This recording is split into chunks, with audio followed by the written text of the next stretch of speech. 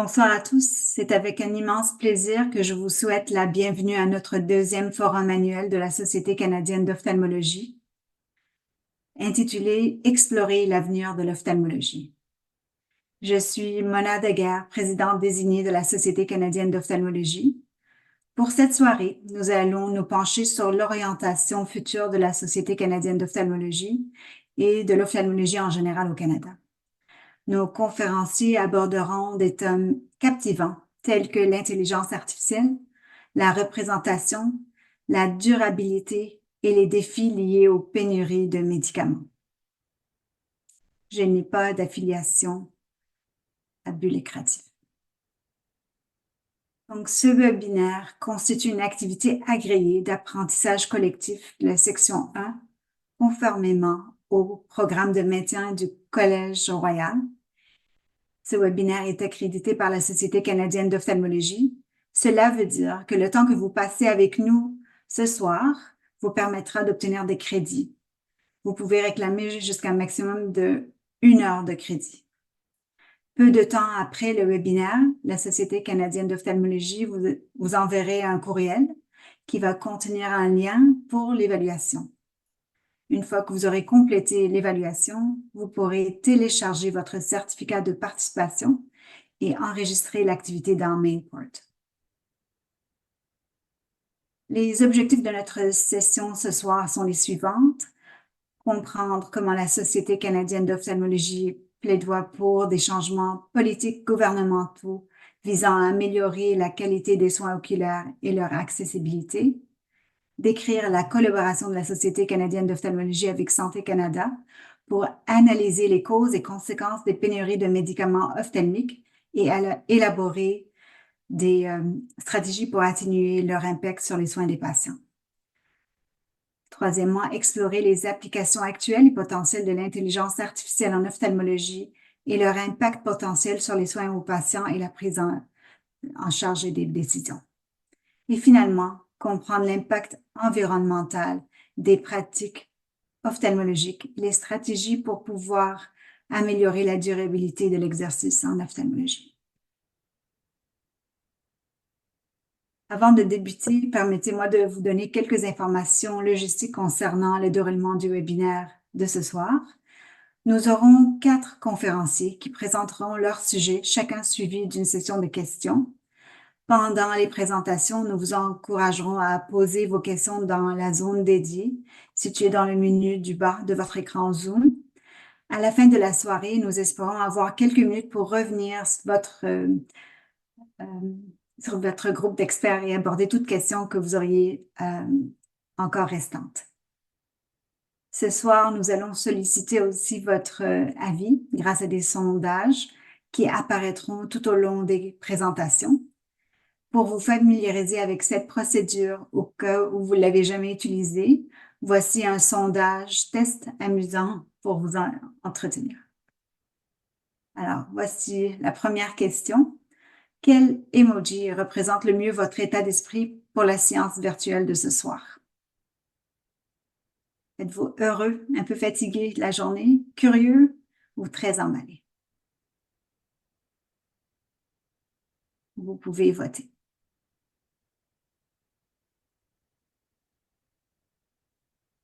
On peut avoir les réponses. Super. Très contente que vous soyez heureux, curieux et même très emballé. Et moi, je le suis aussi.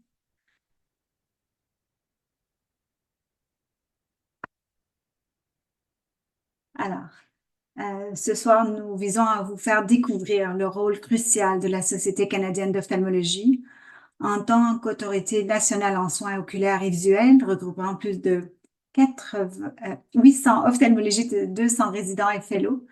Nous nous engageons à assurer les meilleurs soins possibles au Canada. Notre mission inclut la promotion de l'excellence en ophtalmologie et le soutien de nos membres. En collaboration avec le gouvernement, les sociétés surspécialisées et les professionnels de la santé, nous œuvrons pour créer un bureau national de la santé oculaire pour plaidoyer pour une politique de santé oculaire pour nos patients. Avec Santé Canada, nous agissons activement pour atténuer les pénuries de médicaments ophtalmiques et informant continuellement nos membres sur ces situations. De plus, la Société canadienne d'ophtalmologie est fière d'être prestataire des développements professionnels continus et nous nous assurons que nos membres restent à l'avant-garde de leur connaissances. Et comme présidente du Congrès, je suis ravie de rassembler les ophtalmologistes de tout le Canada à l'occasion de notre congrès annuel et exposition 2024 qui se tiendra à Toronto le 30 mai au 2 juin. Notre congrès va mettre en vedette des conférenciers internationaux et canadiens de premier plan. Pour plus d'informations et pour vous inscrire, rendez-vous bientôt sur le site web. Alors, sans plus tarder, entamons notre soirée. Je suis ravie de vous présenter notre premier conférencier, le Dr. Fares Antaki. Dr. Antaki est un ophtalmologiste et chercheur canadien spécialisé dans les maladies de la rétine et la chirurgie de la rétine. Il est diplômé de la faculté de médecine de l'Université McGill. Durant sa résidence en ophtalmologie à l'Université de Montréal, il a été résident en chef. Il a publié plus de 40 articles scientifiques juste durant la résidence. Actuellement, il travaille en tant que chercheur en intelligence artificielle à l'UCL, Institute of Ophthalmology, and Moorfields Eye Hospital à Londres. Ses travaux portent sur la réalité virtuelle, les modèles de fondation et les grands modèles de langage en ophtalmologie. Accueillons chaleureusement le Dr. Antaki, qui est avec nous en direct de Londres. Donc, malgré l'heure tardive du fuseau horaire de Greenwich, le Dr. Antaki a gracieusement accepté de rester avec nous jusqu'à la fin de cet événement. Dr. Antaki, the floor is yours. Merci beaucoup, Dr. Daguerre, pour l'introduction. Je vais partager mon écran. Parfait. Est-ce que vous voyez bien mon écran?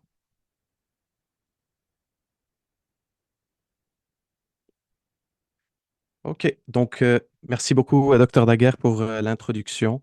Aujourd'hui, nous allons parler d'intelligence artificielle en ophtalmologie. Voici ma déclaration de conflit d'intérêts sans lien avec le contenu de cette présentation. L'intelligence artificielle dans toutes ses formes. Vous avez tous sûrement entendu parler d'IA, peut-être aussi de son application en ophtalmologie. Système de dépistage, de diagnostic, de prédiction, ChatGPT et d'autres. Dans cette présentation, on va parler d'IA et de son impact dans nos pratiques. Je vais me concentrer sur les applications en rétine et je vais parler des percées les plus récentes dans le domaine, telles que les Foundation Models et les modèles de langage, puisque j'ai eu la chance depuis quelques mois de travailler sur ces sujets. Alors, nous savons tous que le vieillissement de la population représente un défi majeur pour les pays industrialisés comme le Canada. Et on estime que d'ici 2037, il y aura au moins 2 fois plus de personnes âgées de plus que 75 ans au Canada. Et par conséquence, la prévalence des maladies oculaires comme la DMLA, le glaucome, vont continuer à augmenter. En même temps, la main-d'œuvre médicale n'augmente pas nécessairement au même rythme.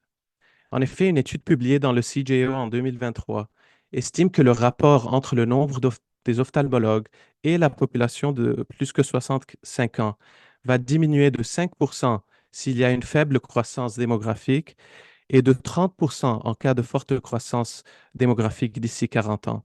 Cette diminution risque d'entraîner des problèmes pour la prestation des soins oculaires. Nous savons aussi que la complexité des soins augmente. L'ophtalmologie devient de plus en plus multimodale, de plus en plus complexe, et nous avons besoin de plus en plus de temps pour traiter les patients à la fine pointe de la technologie. Examen du fond d'œil, OCT du nerf, champ visuel, etc. Tous ces facteurs nécessitent une approche plus efficace et plus automatisée. Depuis 2016, le deep learning ou l'apprentissage profond a fait des percées majeures en médecine et en ophtalmologie.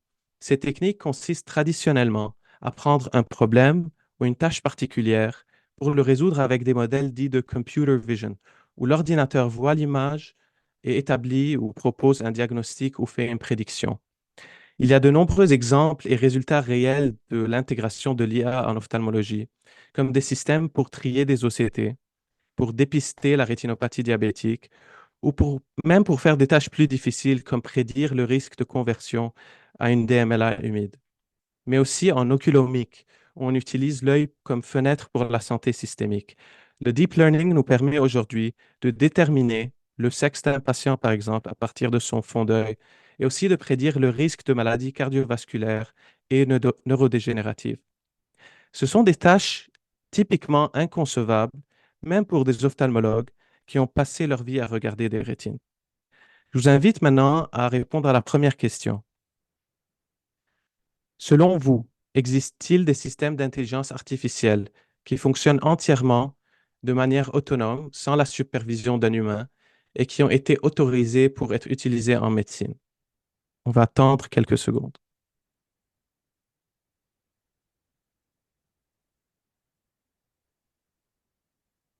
On peut passer à la réponse. Alors, la majorité d'entre vous disent non, 66%.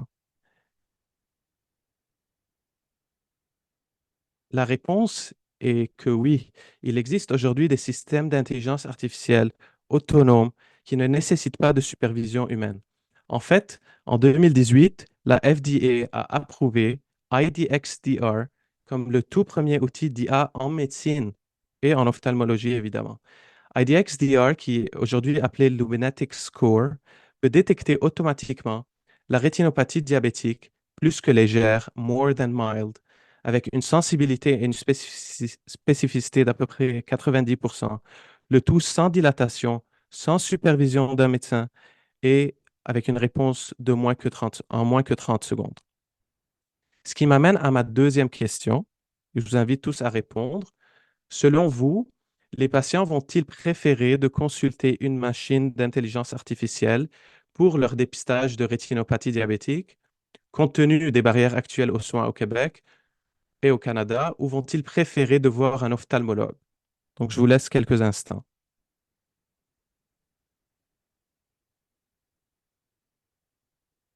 Alors, on peut passer aux réponses.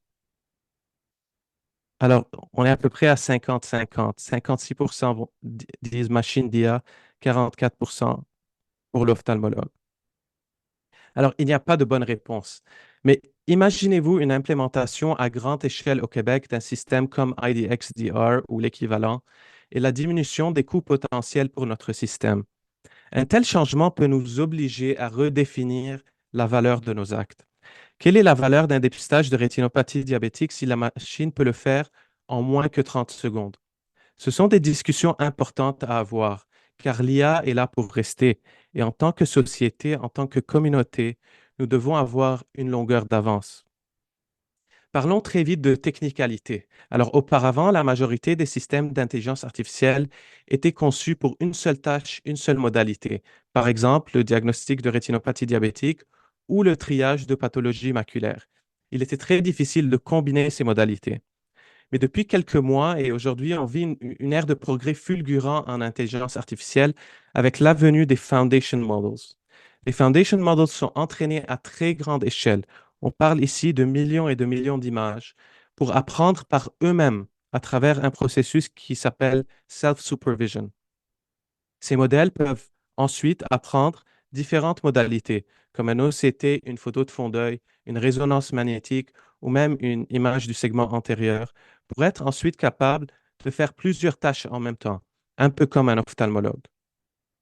Alors, vous l'ignorez peut-être, mais les modèles comme ChatGPT sont des foundation models spécifiquement conçus pour le texte, entraînés sur tout ce qui existe sur le web pour générer du texte qui ressemble à l'humain. On les appelle aussi des modèles de langage ou des Large Language Models, LLMs. Personnellement, ces modèles m'ont intrigué dès le début. Et notre équipe de recherche à l'UDM a été la première au monde à publier sur la capacité de ces modèles en ophtalmologie. Sur des examens simulés, comme l'examen du OCAP, que les résidents en ophtalmologie en Amérique du Nord font chaque année, ces modèles ont assez bien performé. En janvier 2023, ChatGPT avait aux alentours de 50%. Mais moins que 6 mois plus tard, les scores ont augmenté à plus que 70%. Et en fait, on a trouvé qu'il n'y a pas de différence entre euh, la performance humaine historique sur ces bases de données et ChatGPT GPT-4, la version la plus avancée. Alors, ces modèles sont très bons, et vont continuer à s'améliorer. Aujourd'hui, nous avons déjà des modèles qui sont multimodaux, donc qui voient des images et qui comprennent le texte et qui s'approchent de ce qu'on appelle une intelligence généralisée. Parlons très vite de quelques applications potentielles. Alors, imaginez-vous un agent intelligent pour l'anti-VEGF qui va guider vos décisions cliniques en regardant l'acuité du patient, la quantité de liquide dans les différents compartiments pour ensuite vous recommander une modification du traitement. Ou on peut aussi penser à un système de triage, donc une infirmière de triage virtuelle qui est disponible 24 heures sur 24, 7 jours sur 7. Ou pour améliorer notre pratique, un agent de documentation clinique qui écoute les conversations avec les patients pour ensuite remplir le dossier, écrire une note médicale et faire un résumé simplifié. À mesure que nous avançons dans l'avenir, nous devons apprendre à interagir avec ces machines à notre avantage. Je pense que les connaissances basées sur la mémoire vont devenir de moins en moins importantes plus le temps avance. Et j'aime penser que l'IA va agir comme The Great Equalizer, une expression métaphorique pour décrire quelque chose qui réduit ou élimine les différences entre les gens, les ramenant à un niveau commun. Et ici, je fais allusion aux compétences cliniques des ophtalmologues. Et ainsi, d'autres facteurs vont devenir importants, les compétences chirurgicales et la compassion. Il y a de plus en plus d'évidence qu'il faut investir dans la compassion. Et cela inclut l'empathie, donc notre capacité à comprendre et à apprendre et à partager les sentiments avec les autres, notre humanisme, le fait de porter attention à l'ensemble du patient, y compris ses besoins physiques, émotionnels et sociaux, et surtout avoir une attitude sans jugement. C'est un sujet qui a gagné en ampleur dans les dernières années. Aujourd'hui, on parle de compassionomics ou l'économie de la compassion. Une revue récente dans le AJO montre qu'une écoute active, une communication respectueuse, des soins personnalisés augmente l'observance des patients, améliore la qualité et la sécurité des soins, augmente même les gains financiers des cliniques et prévient l'épuisement professionnel. Et la bonne nouvelle, c'est que ce sont des compétences qui s'apprennent et qui se pratiquent. Donc, à mesure que l'IA intègre nos pratiques, je vous invite tous à considérer comment vous allez intégrer ces outils. Alors, on compte sur tout le monde pour continuer à investir dans la chirurgie et dans la compassion dès aujourd'hui, car d'une façon, cela définit notre humanité et selon moi, c'est la meilleure façon pour investir dans l'avenir. Merci. Merci, Dr. Antaki. C'est vraiment fascinant et vraiment, merci pour le point de vue humain aussi. C'est très important. Je vois pas de questions dans le Q&A. J'ai une question à vous poser, Dr. Antaki. Selon vous, quels sont les défis actuels de l'intégration de l'intelligence artificielle en ophtalmologie et comment pensez-vous qu'ils seront surmontés à l'avenir? C'est une bonne question. En fait, aujourd'hui, si on regarde euh, la recherche qui se fait en intelligence artificielle, il y a des papiers qui sortent chaque jour et des dizaines de papiers qui sortent dans le domaine, mais on n'a toujours pas encore déployé à grande échelle dans plusieurs pays euh, beaucoup de systèmes d'intelligence artificielle. Ils existent aux États-Unis, ils existent au Singapour, mais c'est pas partout dans le monde et euh, c'est pas très commun. Une des raisons, c'est on a de la difficulté à déployer ces modèles. Pour déployer ces modèles dans la vraie vie, il faut comprendre plusieurs choses. Premièrement, comment les médecins vont interagir avec ces modèles. Comment on va pouvoir démontrer qu'il y a un bénéfice associé à ces modèles? Et la deuxième chose, c'est la rémunération. Qui va être payé pour l'analyse d'un résultat de l'intelligence artificielle? Est-ce que c'est le médecin qui est responsable de la décision? Est-ce que c'est la personne qui a développé l'algorithme? Donc, il y a encore beaucoup de questions qui sont très difficiles.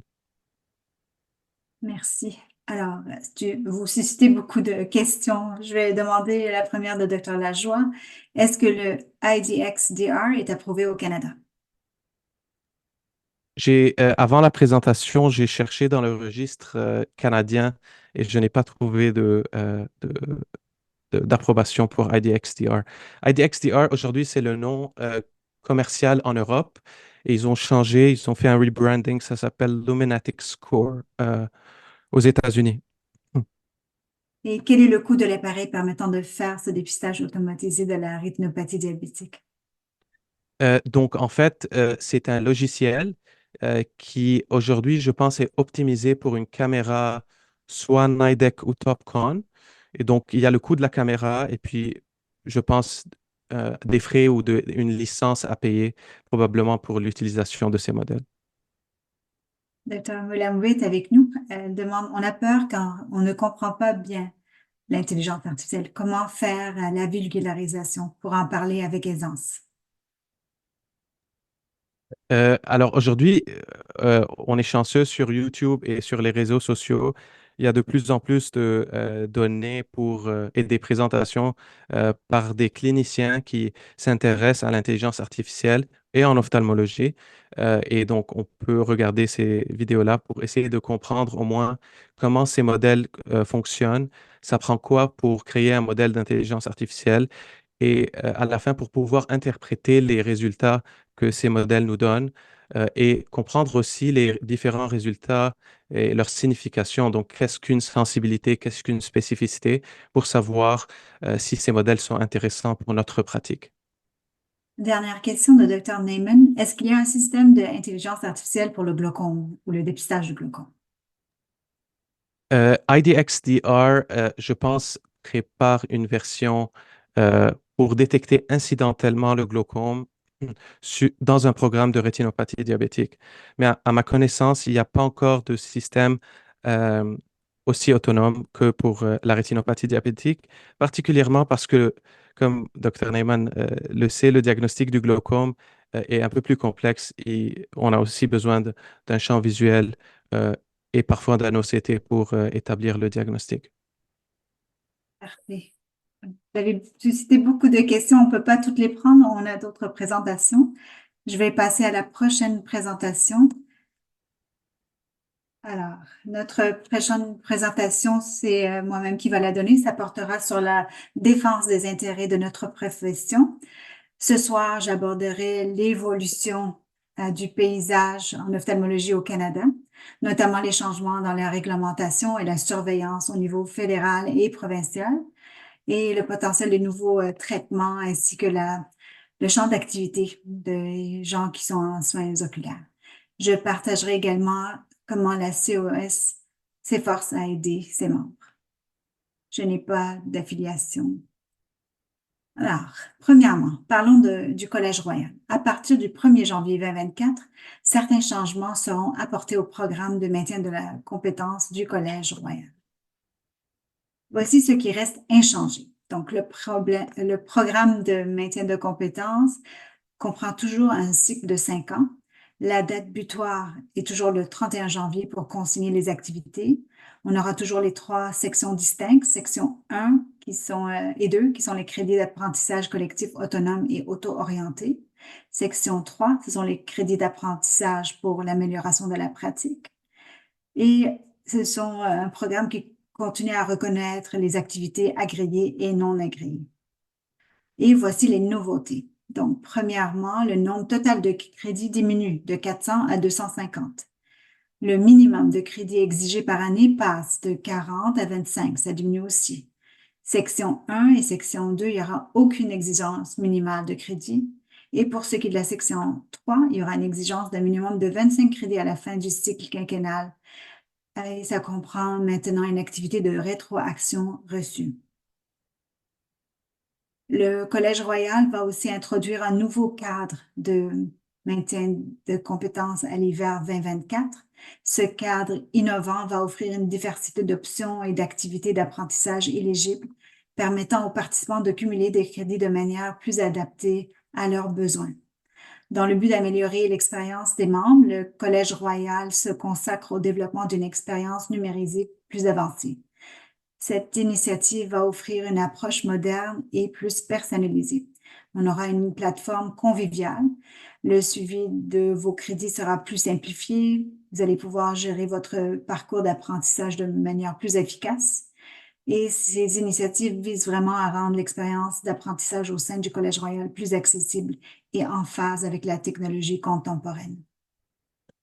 La Société canadienne d'ophtalmologie soutiendra les changements au Collège Royal avec des offres d'apprentissage améliorées.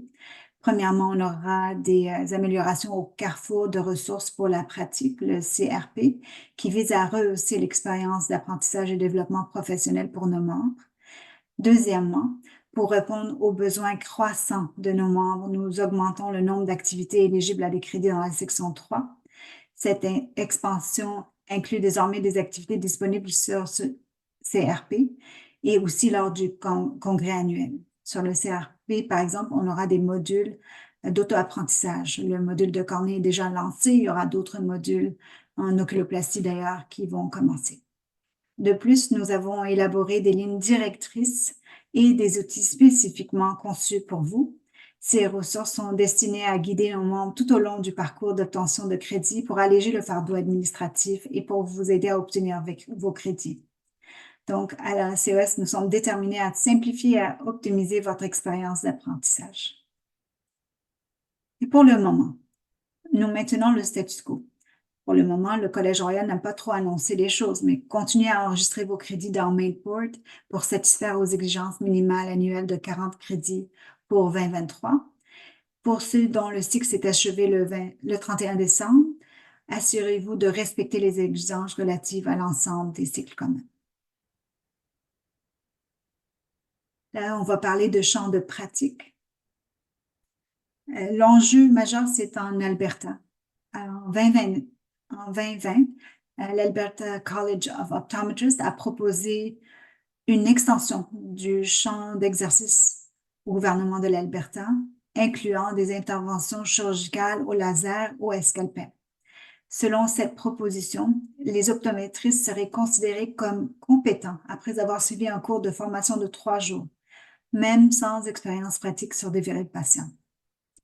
En réponse, l'Association d'ophtalmologistes de l'Alberta et la Société canadienne d'ophtalmologie ont réfuté ces propos au gouvernement, qui a entraîné la suspension du dossier en vue d'une nouvelle consultation. Mais à l'automne dernier, 2023, le nouveau gouvernement de l'Alberta a réouvert le dossier et semble inclin à accorder aux optométristes cette expansion de leur champ de pratique. Et leur justification principale, c'est qu'il y aura une amélioration de l'accès aux services en zone rurale et éloignée pour les patients. Alors, bien sûr, la Société canadienne d'ophtalmologie et l'Association des ophtalmologistes de l'Alberta s'est fortement mobilisée pour communiquer avec le gouvernement.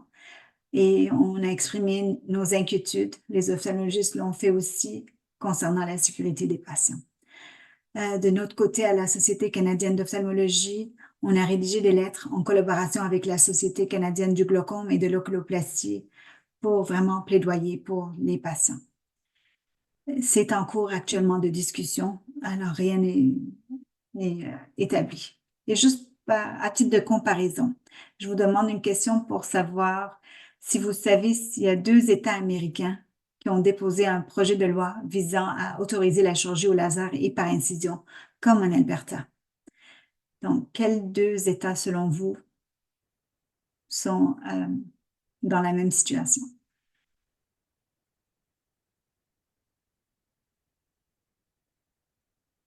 On peut répondre.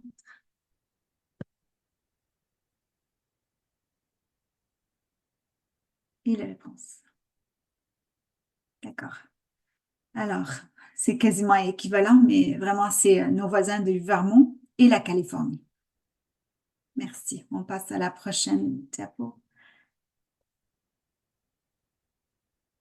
OK. Alors, je vais vous parler de ce qui est nouveau comme comité de travail à la Société canadienne d'ophtalmologie. Cette année, on a eu un appel à bénévoles à susciter l'enthousiasme de nombreux d'entre vous qui ont rejoint de groupes de travail couvrant différents sujets. Ces groupes ont pour mission de formuler des recommandations, de contribuer à la diffusion d'informations et de plaidoyer en faveur de l'avancement de notre profession. Nous voulons vraiment remercier sincèrement tous nos membres dévoués pour leur engagement exceptionnel. Cette année, donc, on a eu la gestion des effectifs, le groupe de travail sur les injections pour traiter la DMLA sèche, le groupe de travail de la durabilité en ophtalmologie, vous allez bientôt entendre parler, l'investissement et le groupe de équité, diversité et inclusion. Et c'est vrai que c'est une nouvelle ère dans la prise en charge de la DMLA. Donc, on sait très bien que l'ophtalmologie bénéficie du soutien d'entreprises dotées de pipelines robustes et d'innovations significatives. On a toujours de nouveaux traitements pour les maladies oculaires, mais prochainement, un nouveau produit destiné au traitement de l'atrophie géographique et la DMLA sèche sera lancé au Canada. Dans cette optique, la Société canadienne d'ophtalmologie a mis en place un groupe de travail chargé d'élaborer des recommandations sur l'orientation appropriée des patients par les optométristes et les médecins de famille. L'accent est mis sur l'efficacité, la rapidité et la pertinence des soins pour les patients qui bénéficieront le plus. Et ensuite, ces recommandations seront présentées à la CMTS et la date limite, c'est le 12 février. Donc, c'est un groupe qui travaille fortement actuellement pour promouvoir cet aspect. À venir cette année aussi, donc, on aura le congrès annuel dont je vous ai parlé du 30 au 2 juin. Et par la suite, en 2025, le congrès ira à Vancouver. On a aussi des initiatives en ergonomie. On a un nouveau plan stratégique quinquennal pour la Société canadienne d'ophtalmologie, mais aussi pour le comité de DPC. Et on a 2 nouveaux membres sur le conseil d'administration. Le premier membre, c'est sur le comité de EDI et le deuxième, c'est un membre qui représente la pratique en communauté. Est-ce qu'on a remarqué dernièrement que beaucoup d'entre nous sur le conseil d'administration sommes des provenant de l'académie. Finalement, pour soutenir les efforts de représentation de la Société canadienne d'ophtalmologie, on vous invite tous de partager votre expertise en vous impliquant au conseil des grands enjeux de la profession. Ça peut être des mentorats auprès des jeunes ophtalmologistes. Ça peut être au comité du Carrefour des ressources pour la pratique. Ça peut être aussi au comité de planification du congrès annuel. Et bien sûr, on peut aussi collaborer à l'élaboration d'énoncés de principes sur des sujets qui sont importants pour la profession. Et finalement, on vous invite aussi de contribuer au fonds de promotion et de sensibilisation, parce que c'est ça qui va faire la différence au bout de ligne pour notre société. Pour nous joindre et pour connaître les disponibilités de bénévolat avec notre société, vous avez l'adresse courriel. Il y a toujours notre PDG de Madame Elizabeth Fowley, qui est facilement rejoignable, très disponible. La directrice de communication, Kim Teitler, est très disponible aussi, pourrait vous aider, vous orienter. Et finalement, si vous êtes intéressé par la DPC, notre directrice, c'est Danica Newcoop. Alors, je vous remercie pour votre attention et je prendrai des questions s'il y en a. Donc, il n'y a pas de questions pour cette section. Je vais continuer et j'ai le plaisir de vous présenter notre prochaine conférencière, la Dr. Marie-Claude Robert, spécialiste de la cornée à Montréal. Dr. Robert apporte une riche expérience dans le traitement des maladies de la cornée et de la transplantation chez l'enfant et chez l'adulte. En tant que directrice de la recherche clinique au CHUM et à CHU Sainte-Justine, il est également passionné par la durabilité de l'environnement dans les soins de santé. Le dévouement et l'engagement de Dr. Robert a façonné une planète plus saine. Elle fait vraiment beaucoup d'efforts et elle a une voix précieuse dans ce domaine. Nous accueillons chaleureusement Dr. Robert. Merci beaucoup. Donc, effectivement, je vais parler de durabilité ce soir. Je vous présente ici mes conflits d'intérêts, nuls ayant rapport avec le sujet de la présentation. Et je vous présente ici mes conflits d'intérêts ayant un lien direct avec le sujet de ma présentation. Ce sont mes enfants. Donc, vous avez sûrement tous des enfants, des neveux, des nièces, des petits-enfants qui subiront toute leur vie l'impact des changements climatiques. Et je fais donc cette présentation ce soir avec eux sur le cœur. Donc, on va commencer avec une question. Pourquoi vous souciez-vous de l'environnement et de la durabilité en tant qu'ophtalmologiste? Est-ce A, en raison des impacts de l'environnement sur la santé oculaire de vos patients?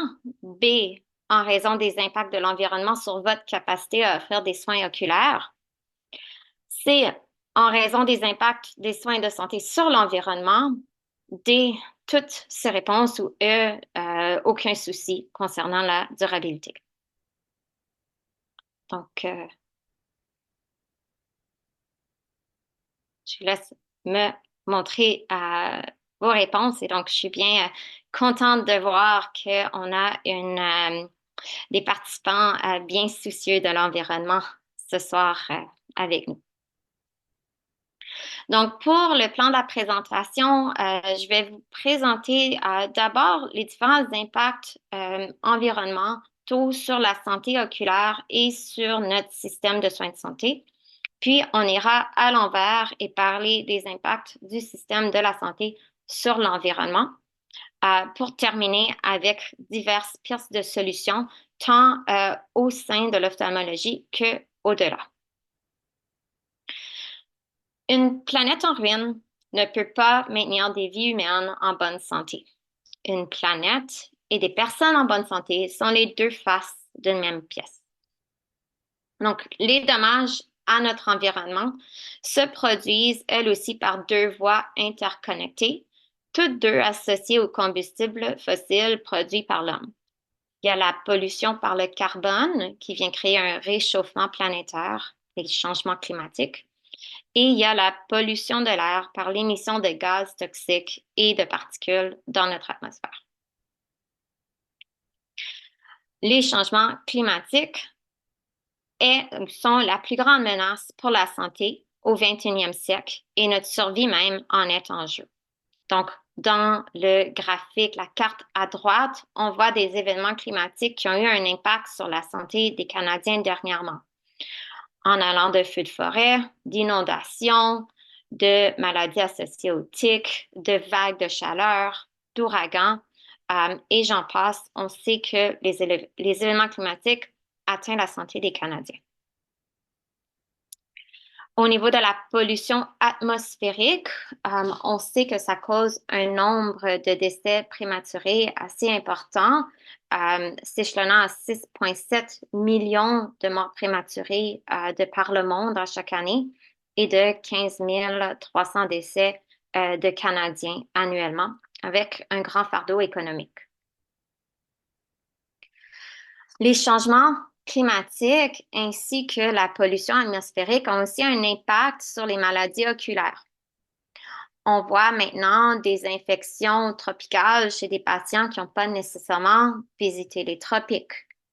On voit des patients dont les maladies de la surface oculaire se sont aggravées lorsque la qualité de l'air chute, comme lors des feux de forêt de l'été dernier. Ici aussi au Québec, on a quantifié une augmentation des cas de décollement de rétine rhumatogène lors des vagues de chaleur. Donc, tous ces changements sont en train d'impacter la santé oculaire de nos patients. Également, le changement climatique a un impact sur les systèmes de santé. Les différents événements climatiques peuvent endommager nos infrastructures, causer des pannes énergétiques, interrompre les chaînes d'approvisionnement et donc mener à des pénuries de médicaments comme nous verrons bientôt. Il y a également des impacts sur les humains qui font partie de ce système de santé au niveau de la main-d'œuvre, des déplacements, des blessures. Il y a une augmentation de la demande pour des soins de santé et potentiellement des augmentations au niveau des coûts pour prodiguer les soins de santé et des détournements de financement vers les réparations entachées par les événements climatiques. Donc, les soins de santé ont un impact également sur les changements climatiques. Les soins de santé contribuent 4,6 % des émissions de gaz à effet de serre au Canada et s'élèvent jusqu'à 10 % dans d'autres pays comme les États-Unis. Heureusement, le Canada a signé un accord international pour décarboniser les soins de santé à la COP 26 et nous en attendons les fruits. Donc, nous avons maintenant témoigné un peu de l'ampleur du problème et on va passer en mode solution. Donc, en luttant contre le changement climatique, en réduisant les émissions, nous évitons la détérioration des conditions de santé dans le monde. Nos entités canadiennes, le Collège royal et la Société canadienne d'ophtalmologie, ont chacun élaboré des comités pour intégrer la santé planétaire parmi leurs enjeux. Lorsqu'on parle de soins de santé, il est possible d'incorporer la durabilité des soins oculaires en 4 différents volets, soit la durabilité en salle d'op, en clinique, le volet du gaspillage des médicaments ainsi que d'autres pratiques vertes. Il est estimé qu'environ 70% des émissions de gaz à effet de serre en santé proviennent des salles d'opération. La chirurgie de cataracte étant l'une des interventions les plus pratiquées, vient donc générer d'énormes quantités de déchets et d'émissions. Au Royaume-Uni et aux États-Unis, on sait qu'une seule chirurgie de cataracte va générer entre 130 à 180 kg de CO2, soit l'équivalent de conduire une voiture moyenne sur une distance de 500 à 800 km. Donc, on peut penser que c'est partout pareil, mais non, pas vraiment. En Inde, à l'hôpital Irvine, en utilisant la technique de chirurgie de cataracte à petite incision manuelle ou M6, on opère des cataractes tout en émettant 28 fois moins de gaz carbonique, 11 fois moins de déchets, et tout ceci en conservant un taux d'endophtalmie 4 fois moins élevé qu'aux États-Unis. C'est donc très difficile de justifier certaines de nos pratiques actuelles. Voici des photos qui nous montrent comment réaliser l'exploit. Donc, un jour, j'ai ouvert mon sac de poubelle suite à une seule chirurgie de cataracte au CHUM sur le plancher de ma salle d'op et vous voyez son contenu. Il y a de nombreux champs, d'innombrables champs, des blouses stériles, des emballages et plein d'autres produits jetables à usage unique. À droite, vous voyez Dr. Dudek, un ophtalmologiste de Saint-Jérôme, avec qui j'avais été opérée au Népal. Comme vous le voyez, de façon assez évidente, la majorité des matériaux sur la table sont lavables, réutilisables. Donc, on passe donc à une deuxième question. En comptabilisant les émissions associées à toutes les chirurgies de cataracte faites au Québec en un an, quel serait l'équivalent d'émissions pour la conduite d'une voiture standard? Est-ce 200 fois la distance Terre-Lune, 1800 fois le tour de l'équateur de notre planète Terre, 50% de la distance Terre-Soleil ou 71,5 millions de kilomètres?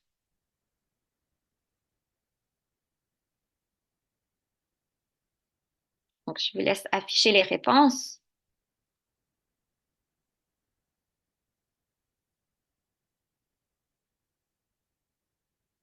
Excellent. Donc, c'est quand même très bien distribué parce que, en fait, ce sont toutes ces réponses qui sont correctes.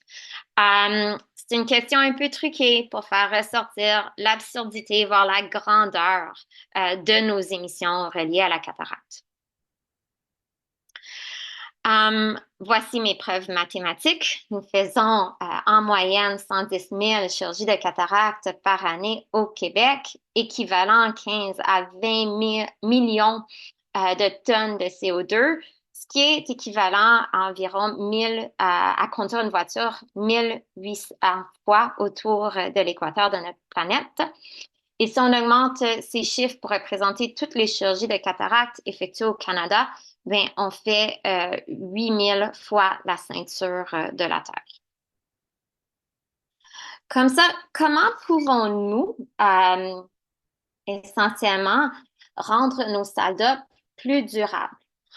On parle souvent des 3 R, donc de réduire, réutiliser et recycler, mais il faut essentiellement surtout repenser tous nos processus. Comme par exemple, il y a la chirurgie bilatérale séquentielle immédiate de la cataracte qui peut nous aider à diminuer les déplacements des patients et de leur accompagnateur et donc diminuer les émissions associées avec ces déplacements.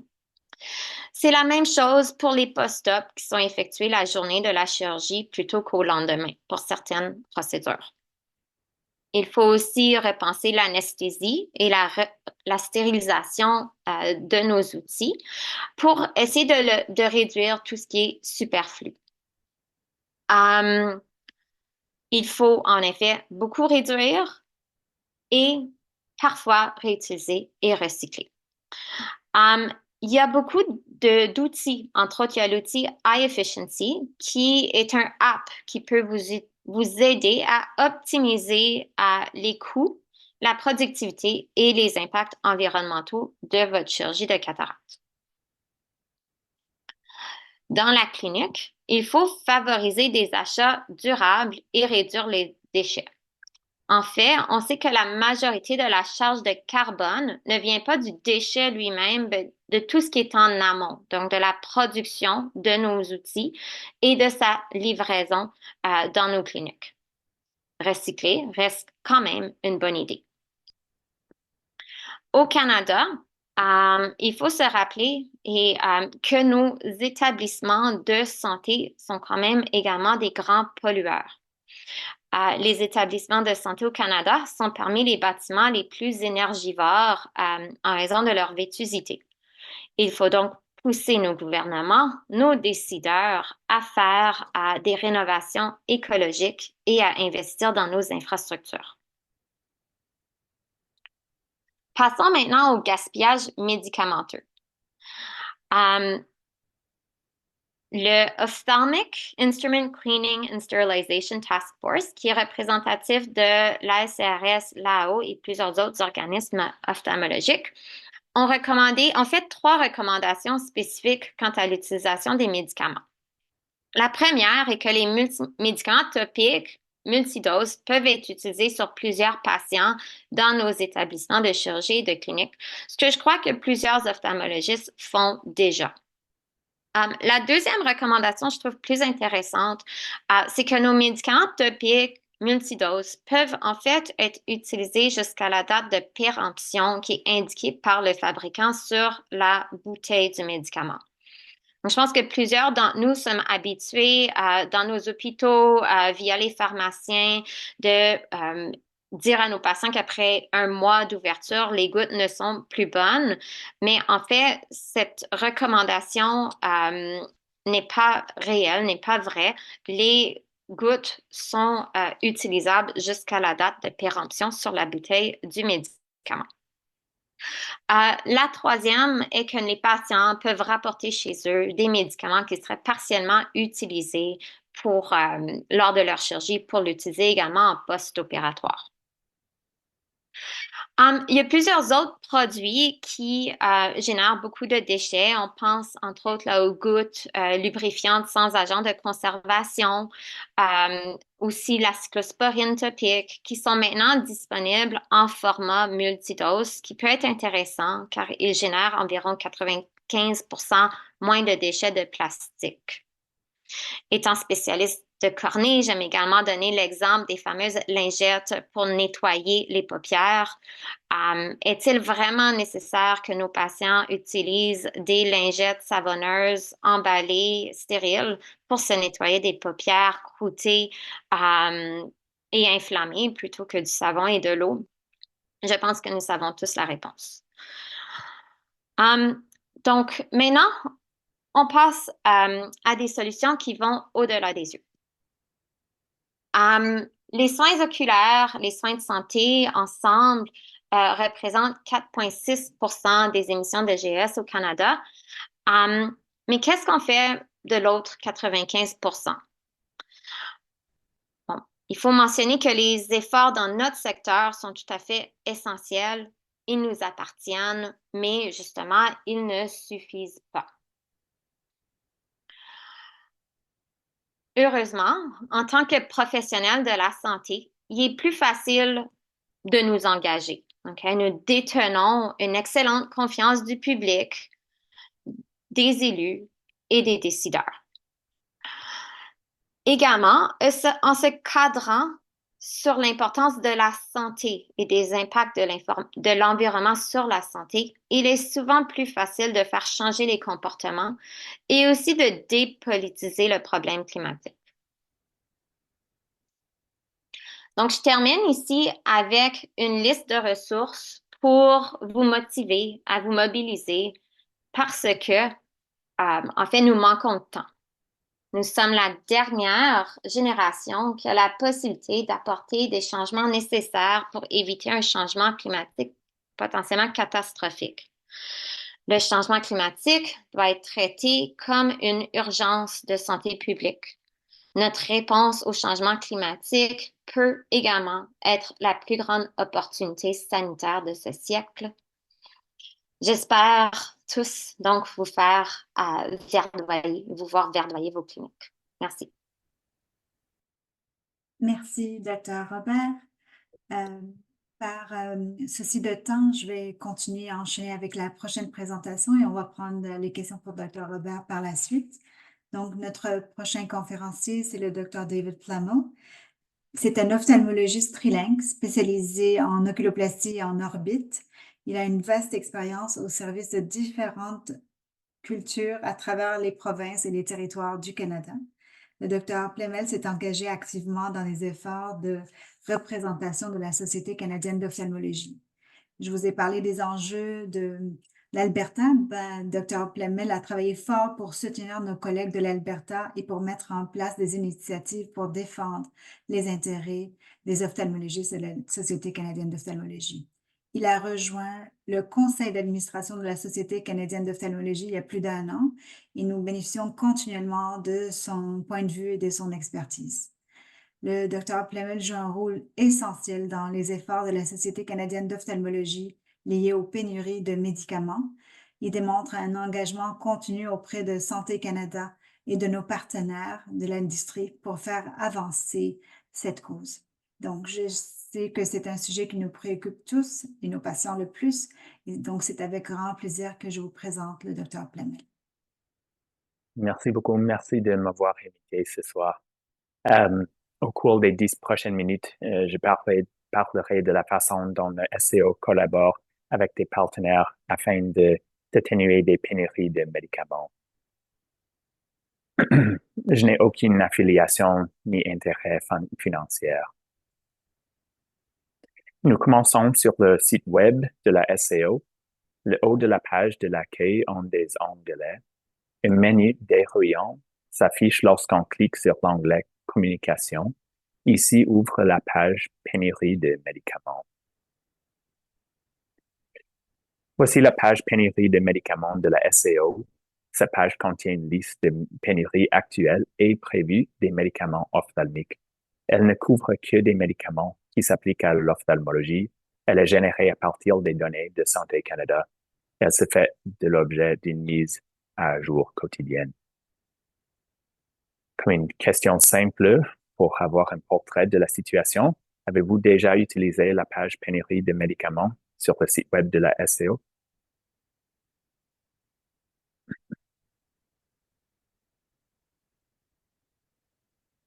Oui, non.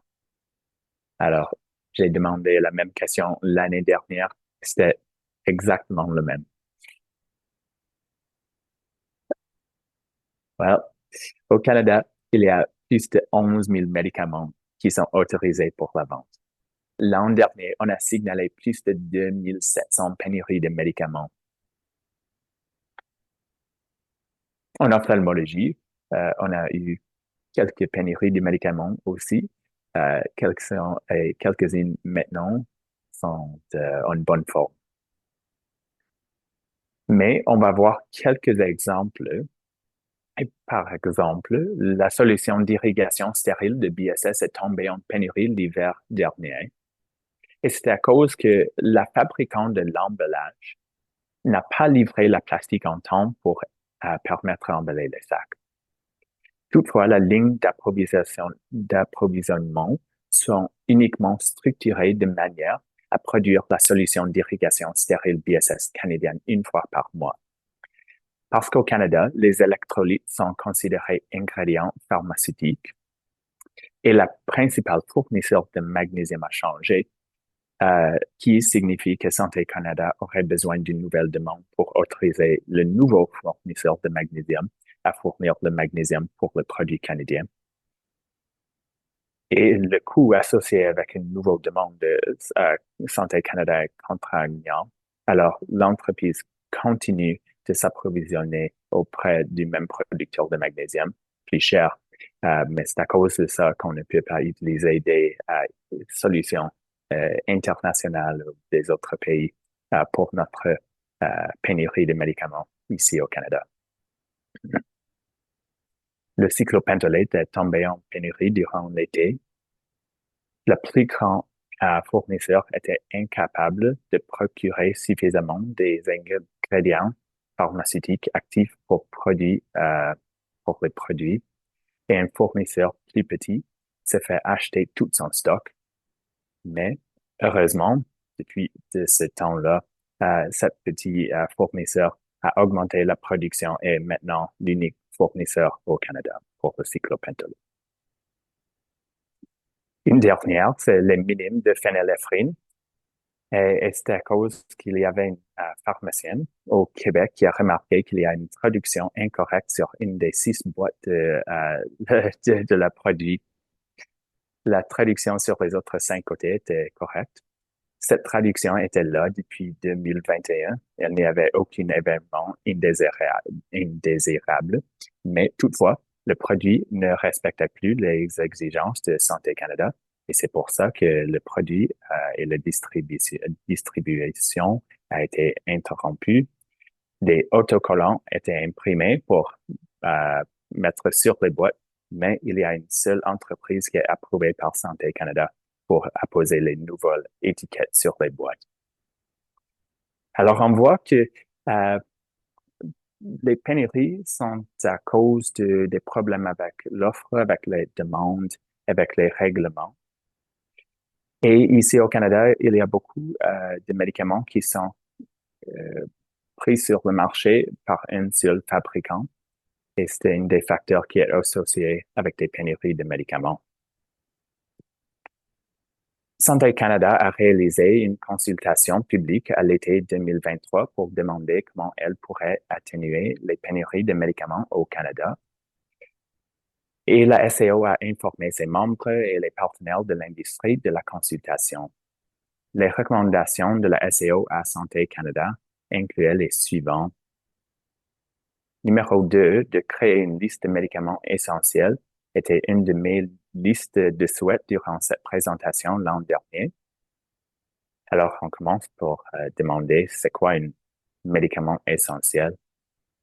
Ce sont des médications qui sont efficaces, sauf et qui répondent bien aux besoins de la santé de la population. L'Organisation mondiale de la santé a créé une liste de modèles de médicaments essentiels dans 1977. Et en 2017, la plupart des pays avaient une liste de médicaments essentiels. Canada n'en a pas. La liste des médicaments essentiels avait le but de garantir que les pays disposent au moins minimum de médicaments nécessaires. Et on a vu que les listes de médicaments essentiels peuvent également permettre aux pays d'économiser l'argent en ce qui concerne les coûts de médicaments. Au Canada, les médicaments coûtent très cher et année en année, les coûts d'achat des médicaments augmentent à un rythme préoccupant. Le gouvernement du Canada tente à mettre sur pied un programme d'assurance médicaments. Ce programme coûtera incroyablement cher et le gouvernement cherche de façon de réduire les coûts de tels programmes. Une liste de médicaments essentiels pourrait contribuer à diminuer les coûts tout en contribuant également à réduire les pénuries. Alors, Santé Canada a demandé à la SCO quels étaient les médicaments essentiels et la SCO a créé la toute première liste de médicaments ophtalmiques essentiels pour la Canada et l'a fournie à Santé Canada. La liste se trouve sur la page web des pénuries de médicaments, mais c'est en anglais et en français. En conclusion, la SCO continue de plaider en faveur des moyens de lutter contre des problèmes relatifs à l'approvisionnement et à la demande et à la règlement qui entraînent des pénuries de médicaments. Comme dernière question de sondage, selon vous, qu'est-ce qui contribue le plus aux pénuries de médicaments au Canada?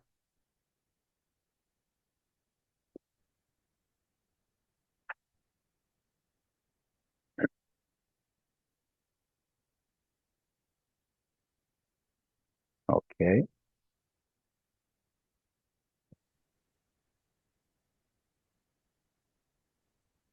Intéressant. Je crois que la semaine passée, on a dit problème lié à l'offert et aujourd'hui, on dit problème réglementaire et je crois qu'ils sont les trois.